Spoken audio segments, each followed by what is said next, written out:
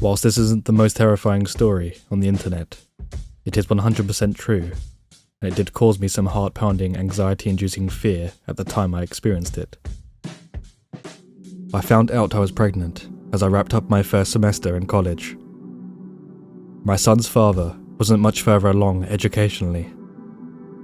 We knew it wasn't a good time to become parents, and yet we were naive and ignorant enough to somehow believe we could make it work.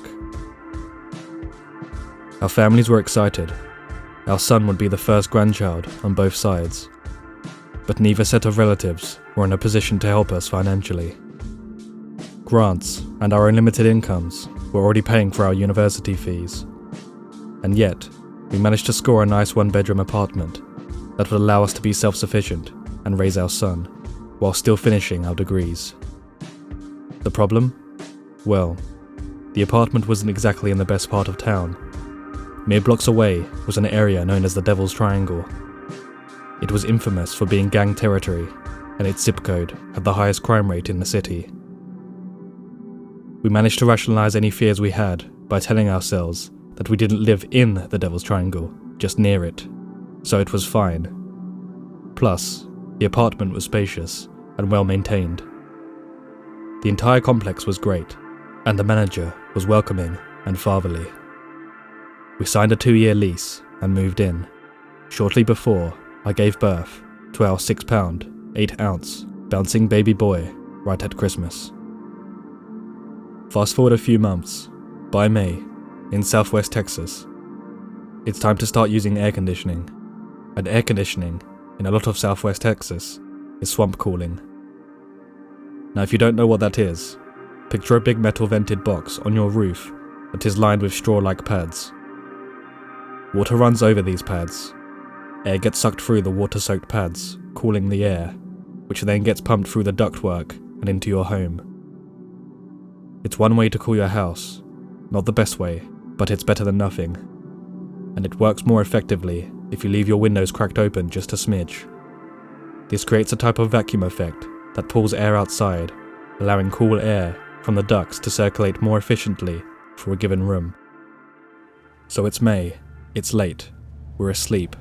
The swamp cooler is running. The window is cracked open about an inch or two, and my sleeping baby's crib is right next to the window. That's when I heard it.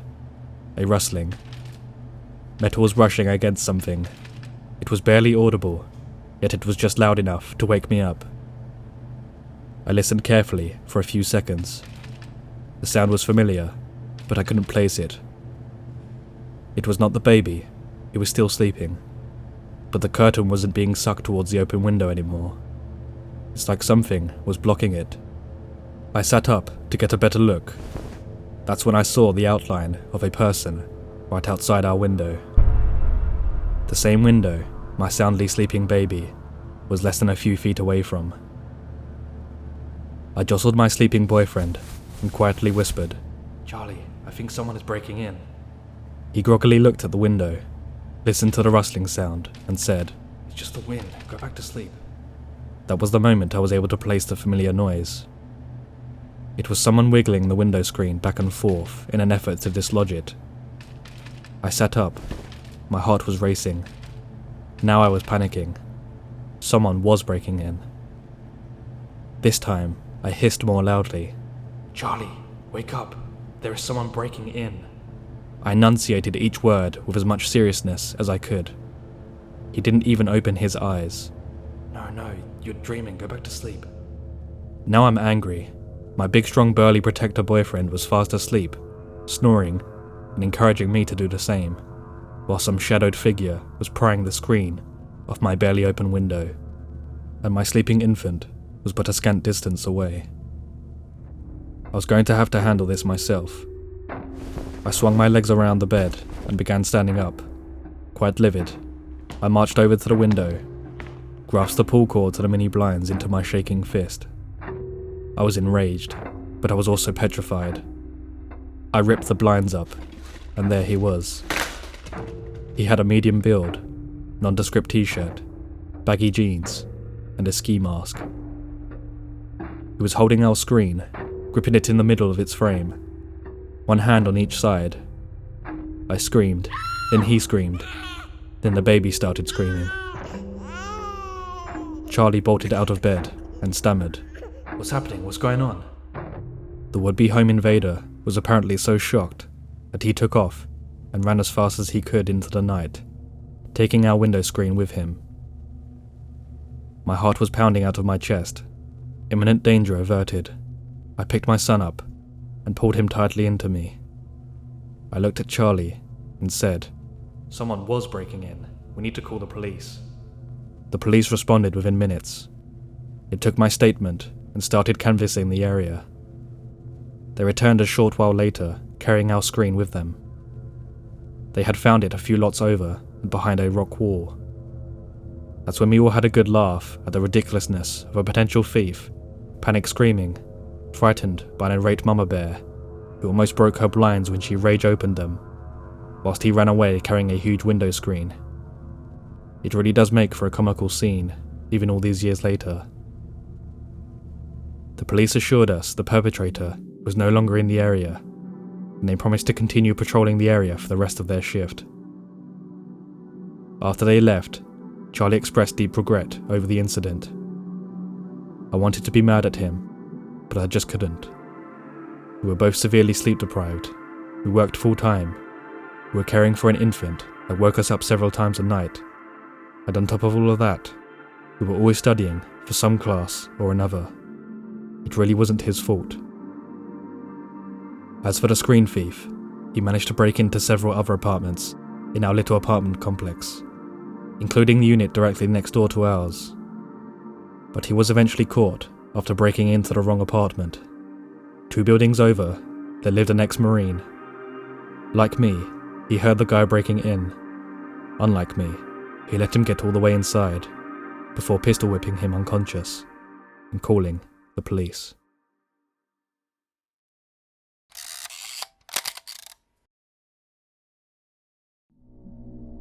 I was working the early morning shift at the time, and I was about to go to sleep around 9 AM, when I heard a knock at my door. I looked through the peephole, and there was a huge man that I did not recognize standing there. I figured if I didn't say anything, he would just go away. He did not. After a minute, I walked into the other room, trying to decide what I should do. Whilst I was pacing, he threw his entire weight, probably a good 400 pounds, into my door and busted the frame right in. I screamed as loud as possible, "What the f***?" and grabbed my phone to call 911. 10 minutes later, whilst locked in my bathroom, the cops finally showed up. He ran off once I had screamed. I rode in a cop car and ID'd him a street over. Thinking back, if I had just said, "Who's there?" he probably would have left. But oh well.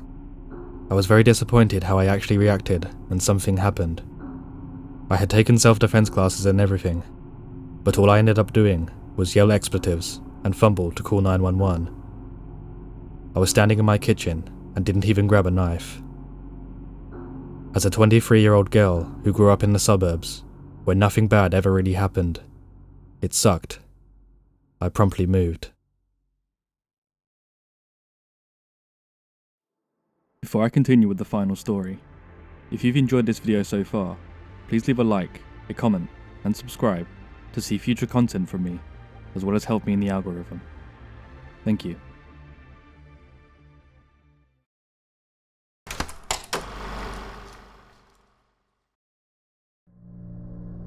One night, my aunt, who was in her late teens to early 20s at the time, was awoken by strange sounds coming from downstairs. It was far too late for anyone to be wandering around the house, so she grabbed a baseball bat and walked into the hall. She checked my uncle's bedroom door, closed. She checked my mum's bedroom door, closed. Grandma wasn't home as she worked nights. Aunt decided to investigate on her own. She peeked downstairs and could see someone trying to enter through the kitchen window, clad in black. She couldn't see their face, but she didn't want to take any chances. She quietly snuck back upstairs, grabbed the telephone, and called 911. She actually worked at the police dispatch center, so she knew the person who picked up on the 911 line. She told this person to send cops right away, that someone was breaking in. Within only a few minutes, a couple police cars pull up to the house, and cops head towards the kitchen, both inside and outside, guns drawn. It seemed that the burglar was stuck in the window. The police grabbed him by the legs and pulled him out and had him pinned to the ground. Aunt came running up to see who the burglar was. It was my uncle. He snuck out in the middle of the night to go and get drunk with his friends. He was underage, forgot to bring the key, and locked himself out, and was so drunk and fat that he couldn't manage to push himself through the kitchen window.